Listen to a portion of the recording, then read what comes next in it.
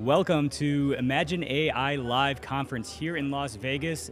The date is May 29th, 2025, and I've got a very special guest with us today, Mark Heaps, formerly at Groq, and he's made a transition recently. Super excited to talk with you. I think this is the first time on camera that you've talked about your transition, and so first I'd like for you to talk about your time at Groq. Yeah, sure. Happy to be back after the inaugural interview we did last year. So I was at Groq for roughly 5.5 years. I was a full-time vendor for about 1.5 years when they were doing a Series C fundraise, and then became a full-time employee there for 4.5 years, reporting to Jonathan Ross, the CEO. And I led brand and creative. I was the VP of brand and creative, which really had 4 pillars in the company. We led brand, creative, communications, and marketing, and grew that org over the time from signing with national labs and our early customers all the way up to building a 1 million developer user base on our cloud. So it was a heck of an adventure, really inspiring, learned a lot, and now sort of on to the next adventure. All right, well, let's talk about that next adventure. It's only been a few months, so I'm sure you've got a lot of opportunities and possibilities here, but what are you leaning towards? Well, I think the big thing is we're watching not only the landscape change daily, but the vista is actually getting much more broad, right? And so I've been speaking to a lot of companies over the last 2 months. I've actually spoke to more than 39 companies at this point. And some of the technologies that are out there truly are going to change the world. I spoke to one group that is working on accent dilution as an anti-discrimination practice for call centers. And this was amazing in live real time, ultra low latency, people who have very strong accents that maybe make it complex to communicate with people in other countries, suddenly don't have accent elimination, but dilution to the level where people reduce that friction barrier to be able to have conversations. To me, that was super exciting. I spoke to another company that is reducing the rate of resurgery for breast cancer patients using CV types of models in AI, where the precision they're getting in the surgical theater is reducing rates from originally 20% down to like 12%. So I've just been speaking to a lot of companies that are doing very exciting things. And I've realized now that's where I think my journey is going to go. I'm looking to amplify that signal. Ultimately, as a brand guy and a technologist, my passion has always been, how do I amplify the signal of things that are increasing human potential? And so I've just been really excited to learn more about what folks are building. But it can't just be exciting for exciting's sake, right? It's got to be something that has impact that I think will really enable human agency further. Yeah, can you speak more to that accent reduction tool? I've never heard of that actually, and that makes a lot of sense. And instead of a translation app, it's like you're trying to speak English, but you have an accent, and it just makes your English sound more Americanized? And yeah, fascinating company. Sonus.ai was the company. I was talking to those guys, met one of their founders, and he himself as a young man actually worked in call centers in Asia.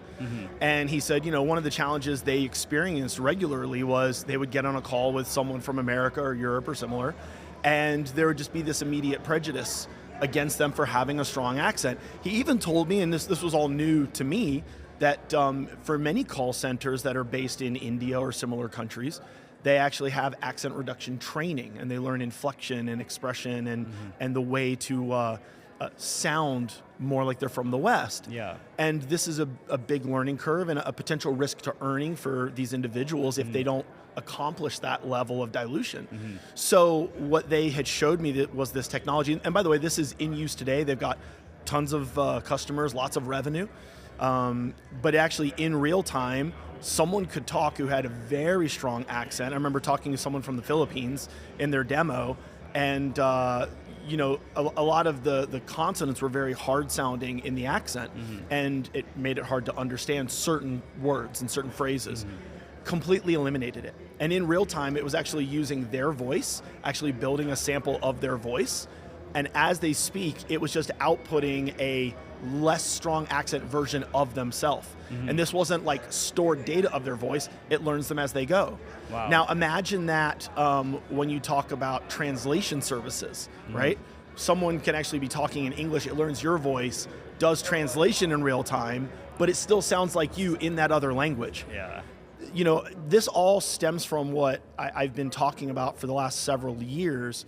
A real passion project of mine is around LUIs, language user interfaces. And if we think about language, it's not just language intelligence or words, the way that you and I are speaking today, but language is this beautiful thing that humanity created, whether it's the word, or if we're talking about music, or art as a language, or expression or gesture as a language, right? My kids, I love when we get on camera with each other and my daughter will say, you know, you do the heart like this. And I go, oh, well, don't you do it like this? And she goes, no, that's what boomers do. You need to do it like this. You know, this is a gesture. Yeah. And it's a gesture of love. And so I think we're moving into this new era where a language user interface and how we think about that as an artificial intelligence experience is really going to matter. And so when I think about companies like Sonus, when I think about companies like 11 Labs, when I think about Play HT, Google just had their new Sign Gemma come out, where people will be able to do sign language. Think about all the forms of language and how they're going to interface with the technology. It's radical. And being able to speak with literally anyone, and you're not encumbered by the other person speaking another language you don't understand. That's right. Because AI can do the translation for you. That's right. And if you think about people that are, you know, one of the most passionate subjects in the design industry, and I've got several friends that work in this space, is accessibility. Well, think about what this does for the hearing impaired, the visually impaired, right? There's so many folks out there. I met a gentleman when I was speaking at an event in Holland who had unfortunately been paralyzed due to an accident. His education was in computer sciences and he was a programmer, but now he was paralyzed, you know, quite extensively. He's now using voice to describe what he wants, the literal vibe coding, and having code. At that time, I think he was working in Cursor or Windsurf, but it was writing code just from him speaking. Wow. Imagine what this does to the workforce. Now extend that further when you think about Neuralink and other bio interfaces, right? It's an unbelievable world. And now you compare those individuals with AI agents where they can be extended and become more scalable despite having some adversity and challenges and the ability to execute the work. I think of this as the hero's journey.